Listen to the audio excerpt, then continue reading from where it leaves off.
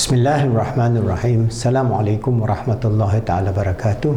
Alhamdulillah, Rabbil alamin. Wassalatu wassalamu ala asyrafil anbiya wal mursalin wa ala alihi wa sahbihi ajma'in. Alhamdulillah, with the grace and the mercy and the help of Allah subhanahu wa ta'ala, we continue da'wah from Khalifa Education Foundation and Post-Islamic Psychology Center. For us to transform the ummah, we have more than 600 videos, and we are helping to train as many young people as possible to become PIP life coaches. They study motivation, coaching, mentoring, counseling in Islam Heart of Love, using all our videos, the 600 plus videos. And in the way that we have to do this da'wah in the 21st century, moving from traditional da'wah to this integrative post-Islamic psychology da'wah based on our book, Post-Islamic Psychology, a Transcendent Model to Achieve Peace, Happiness and Success.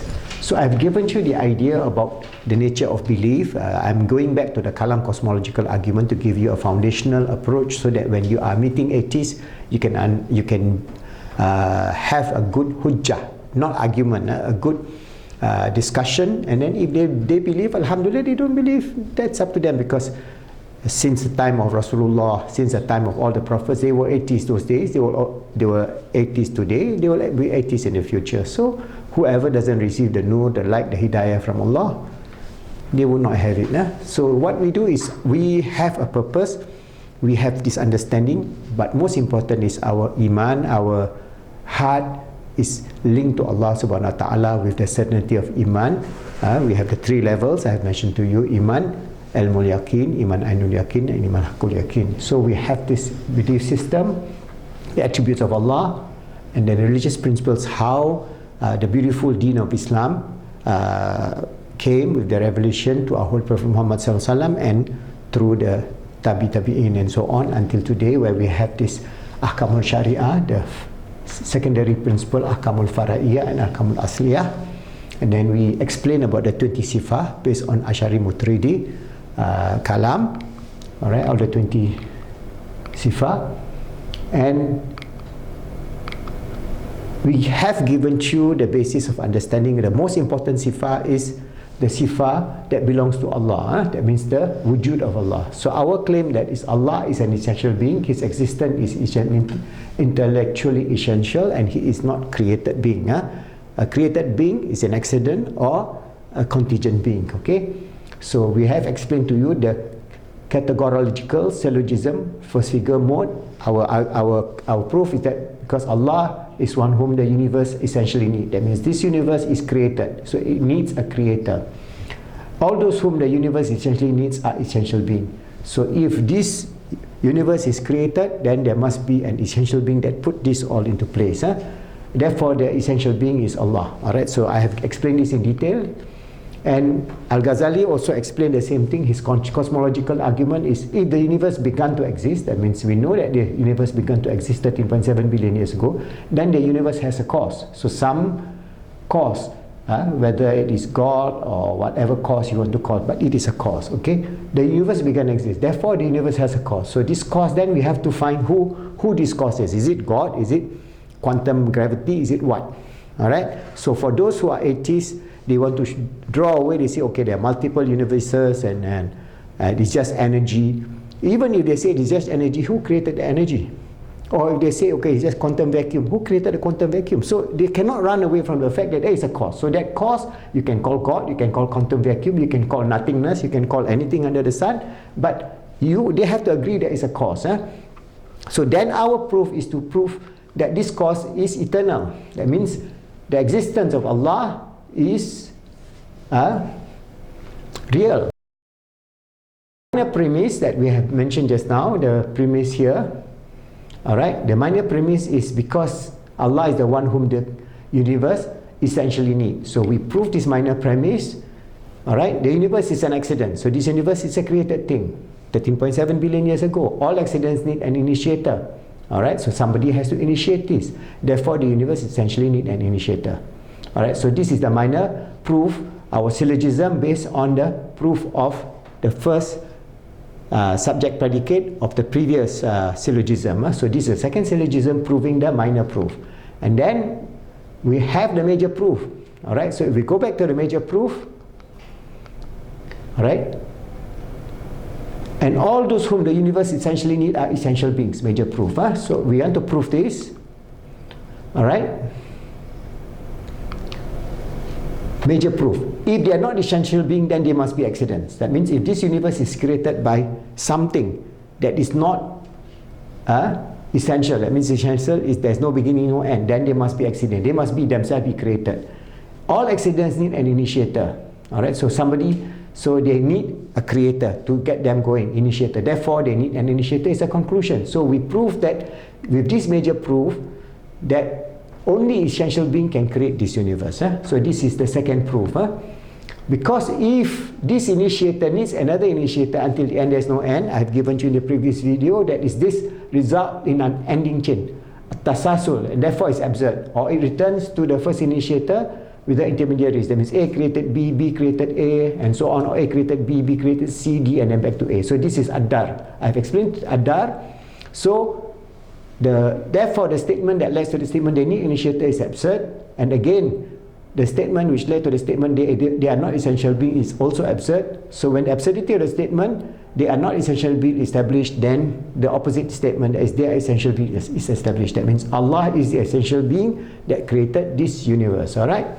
So I have given you the previous video, Ad-Dawr, the running around, and the perpetual section, the unending chain, is also absurd. So how can we prove that? Using congruent axiom, mathematical axiomic understanding.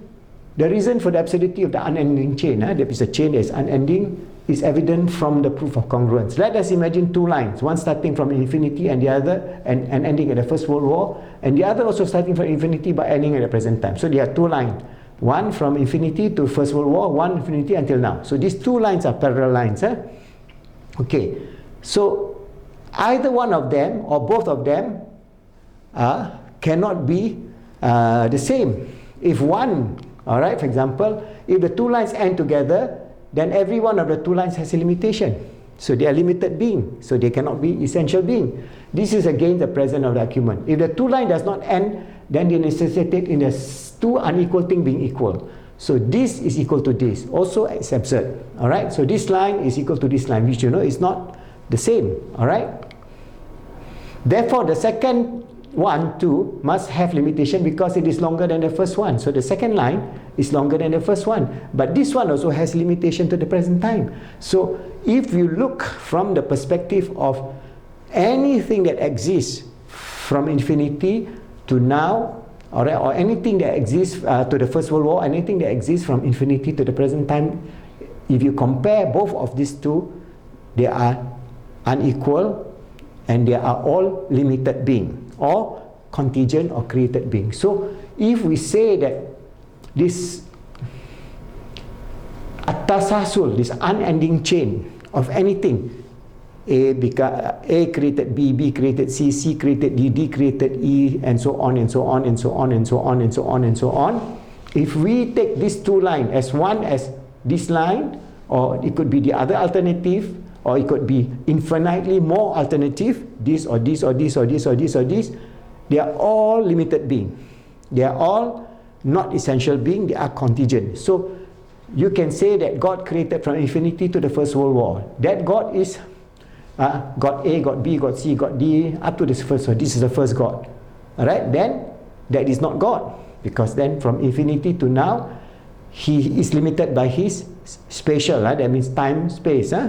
So he's a limited being. Or the second one from infinity to the present time. Go on and on and on. Also more.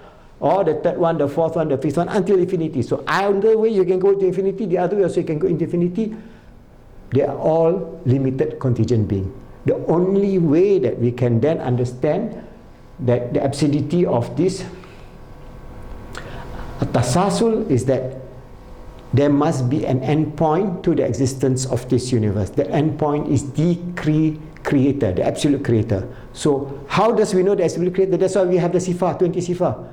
Allah wujud, qidam, baka, mukhalafatuhu lil hawadithis, and so on. So he's dissimilar to any of the creation. He is all powerful, kudra, irada, wahdaniya, and so on. So he's one. So all the 20 sifat comes back to prove al-wujud. So that's why we have a very strong definition of who is essential creator. So when we say that Allah is a creator, we prove His wujud first, both the minor and the major premise, and how He cannot be either affected by, He cannot be affected by a tasasul, an unending chain, or He cannot be affected by a dar, the rotation. These two are, in the science of kalam, in the science of logic, is illogical, rationally, mentally, mathematically illogical situation. So if we understand that, then we understand that Allah is wujud, His essential, His proof of His wujud is proven. Then we will go into the kalam cosmological argument, into fine-tuning or cosmological constant or biological life, whatever you want to do, RNA, DNA, that we will bring step by step. I want you to understand this understanding of the fundamental of the kalam argument, because this is very rational and you don't need to argue. If the person, the atheist, he sees this, he says maybe, that's good enough already. Because he cannot say okay, alright? He cannot say okay. He agreed, say for example, Imam Ghazali says, the universe began to exist. Does he believe that the universe began to exist or not? He says, yes, I believe that the universe began to exist. Then the universe has a cause. Does he believe that the universe has a cause? He says no. Then we can stop here. Okay, then that is Hugh. Alright? So how do you explain that the universe has no cause? So he has to use the same logical axiomatic reasoning from kalam. He cannot, because nothing can create nothing. Or he says it comes from nothing. So can you give a kalam, minor premise, major premise, conclusion, your own draft of how this argument is going to go? They can't. Alright? And then later on I'll show you the fallacies of so-called like Daniel Dennett or Richard Dawkins and their so-called argument. They are circular argument, or they are a dar or a tasasul. They cannot, because they do not have the basis of a logical mental framework that is rational, that is fundamental, that is easily understood. So it's very easy to understand. So Al-Ghazali says, okay, if you say there's nothing, then tell me what is this? There's no cause. Because the universe began to exist, we know it began to exist, therefore the universe has a cause. That's his very simple kalam argument. There's no need to go around beat by the bush and so on. It's very straightforward. You bring your, if the universe began to exist, or the universe does not began to exist, then the universe is eternal. That's your argument, alright, fair. Then you must then say, okay, now the universe is eternal. Then proof. Where are your mathematical proof? Where are scientific proof? Where are cosmological proof? Where are all the proof? But those proof is what we're going to give you. So this is where we understand that from the perspective of tasasul and adar, I've explained you in detail, and from the whole logical framework of this unending chain, they are all limitation. Only the absolute creator has, from infinity to infinity, can only have that quality of this wujud of an essential being, that is, there's no beginning, there's no end. There's no beginning, there's no end. Alright, so those are the attributes of Allah, and that is the essential being that we proclaim to be our Lord, and we can rationally defend that belief, and inshallah that will strengthen our iman, so that we will be able to firmly believe of the wujud of Allah. And I will go on with this kalam cosmological argument as we develop more and more of the material in a future video, inshallah.